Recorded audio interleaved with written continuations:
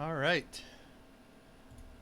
So we're talking about lenses a little bit here. Now, we're going to talk about a bunch of stuff with lenses, but one of the things I want to point out that we're going to talk about is the ray diagrams. Now, we spent a lot of time on the ray diagrams for mirrors.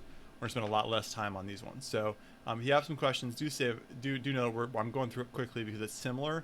So don't worry too much if it's too fast. That's okay. It's not the end of the world. Um, but here's the deal. Okay, lenses.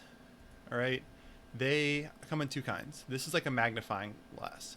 You can see this is a very basic thing. This is what's called a converging lens, and it converges because we have these different lines, right, coming in, and they all converge to the same focal point. And we'll talk about this a little bit more in person when we are in person. This is one of the things I'm going to go over on Friday. But right, we have these lenses, ray lines, parallel to one another, that cross at a focal point. That's very similar to a concave mirror, right? It made all the light sources go to one, right? Very similar. So that's the focal point. Diverging lenses like this, and this is actually what the lenses in nearsighted people. If you're nearsighted, you have a lens like this. It's a little bit thicker on the outside than it is in the middle. Okay. In this case, though, it bends the light outward. Okay. And because of that, these ray lines never cross. There's no focal point on the far side. But, right, we do the whole backtracking to find that same point. Okay? So here are and because of that, there are some ray rules, right? Incident ray coming parallel, to the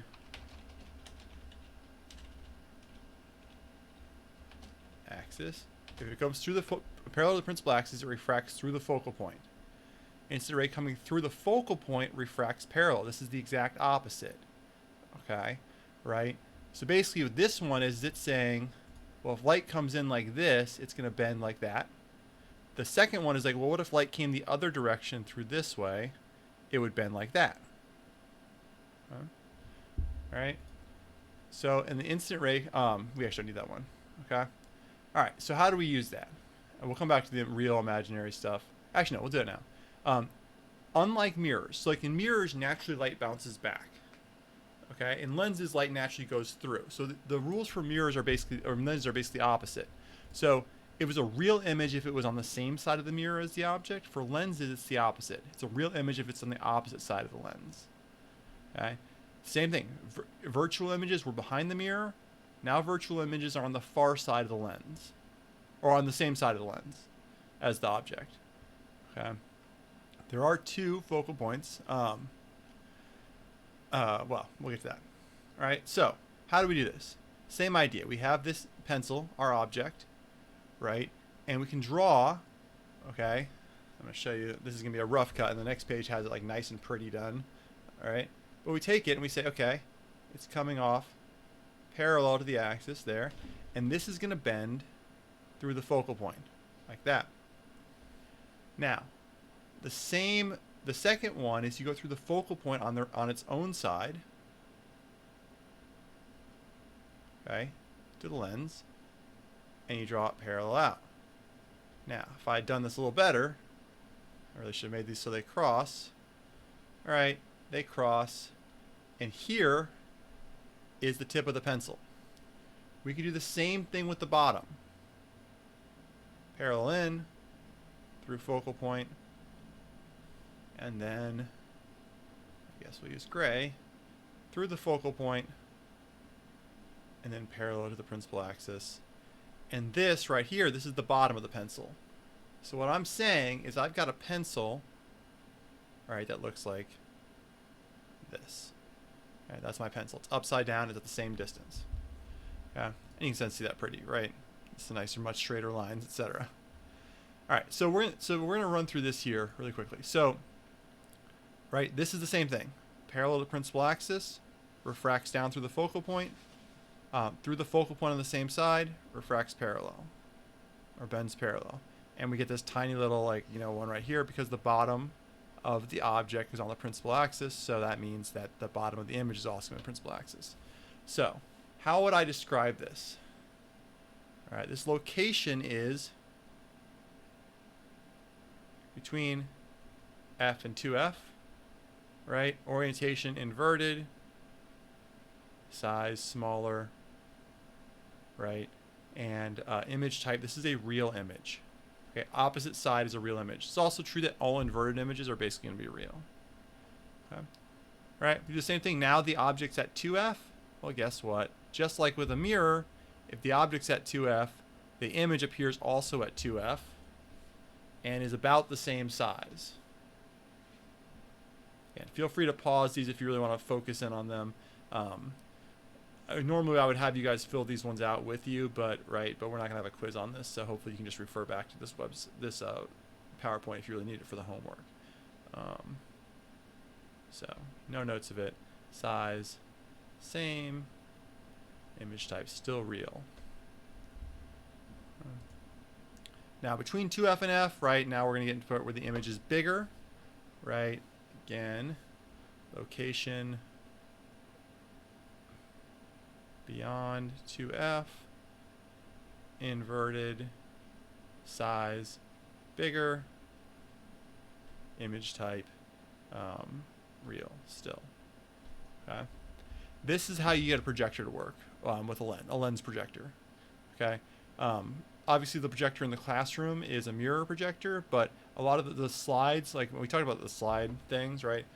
This is literally how you do a slide show with actual old slides and everything like that. Is you have a lens projector, the images, the slides are put in upside down here, then you have like a long narrow tube and with the lens in it, and then it projects on the wall on the far side bigger. Now we get too close. This is a magnifying glass. Basically, you're over here, you're looking through the lens, all right? And because, right, these lines parallel refracts to the focal length and line up with the focal length comes out parallel, these two lines never cross, so we have to backtrack them to where it appears to be. You'll notice this image, all right, I usually say behind object, the orientation is upright, size larger, image type real. Okay, or not real, sorry, that's just wrong, virtual. Okay, and because it's bigger, that's why we use a magnifying glass, right? We can see it larger. Okay, but the only way to see it is to look through it. You can't like project this on the wall. You have to look through the lens to see it, and that's what makes it virtual. Okay, concave lens, all right, parallel in, and instead of refracting through the focal point on the far side, if it's parallel, now you use the focal point on the same side. Focal point on the far side, and it refracts parallel. Okay. Location is, I usually say between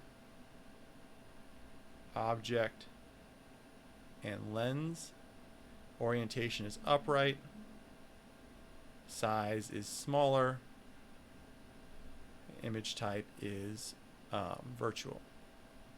Okay, this one's rare, but if you ever held your glasses out like this, if you have glasses, okay, or you have someone else's glasses, borrow your parents, something like that, if you have a nearsighted person's glasses, maybe you can even see it. If you're looking through the lens at me, hopefully I look much smaller.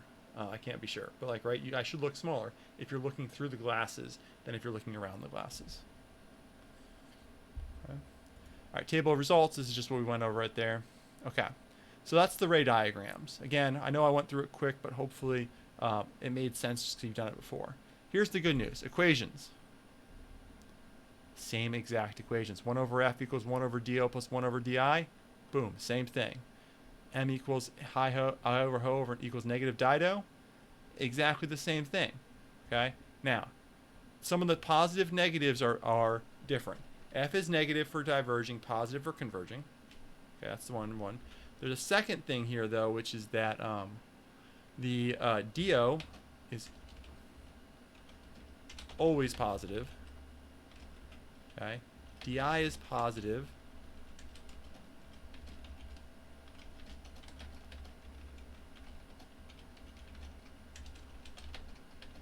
On the opposite side of the lens as the object. Okay, so those are the rules.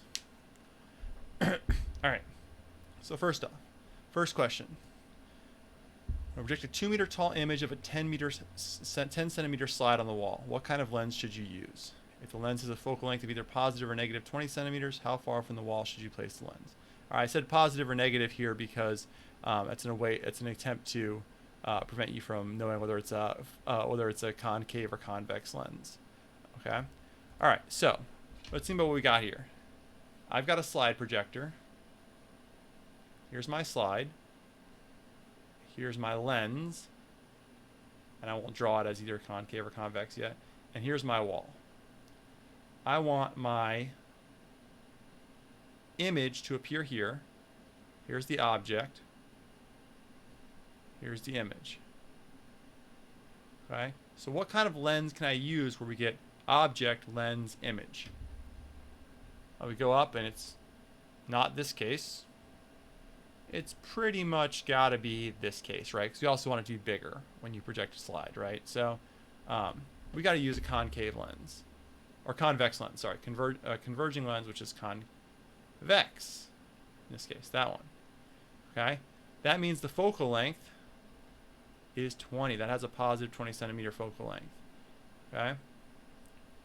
Now I've got a couple things. So I need the magnification equals height of the image, 2, over height of the object, which is 0.1. And that's equal to negative di over do. Okay? Which means that, oops, and actually something else here. Magnification is this 2 meter tall image. That's got to be negative. And it's got to be negative because if we go back to here, right, we know it's inverted. So even though it's 2 meters tall, it's actually 2 meters tall but flipped over, which means it's negative 2.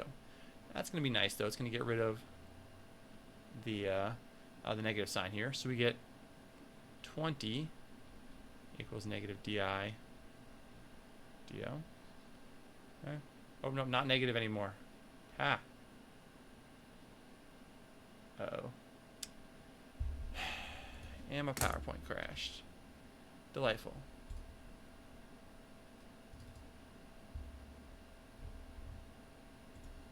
Alright. That was awkward for everyone involved. Especially me, but okay. So, we're good. 20 equals di over do, which means that di equals 20 do. Okay, now I have 1 over f, 1 over di plus 1 over do. All right, 1 over 0.2, right, I guess I'm in meters now. I don't really need to be, but now I'm in meters. Was 1 over di, which we know di is 20 do, plus 1 over do. Okay, I'm going to multiply everything through by do. So this is actually, well, let me do one more step. 5, 1 over 20 do, plus 1 over do.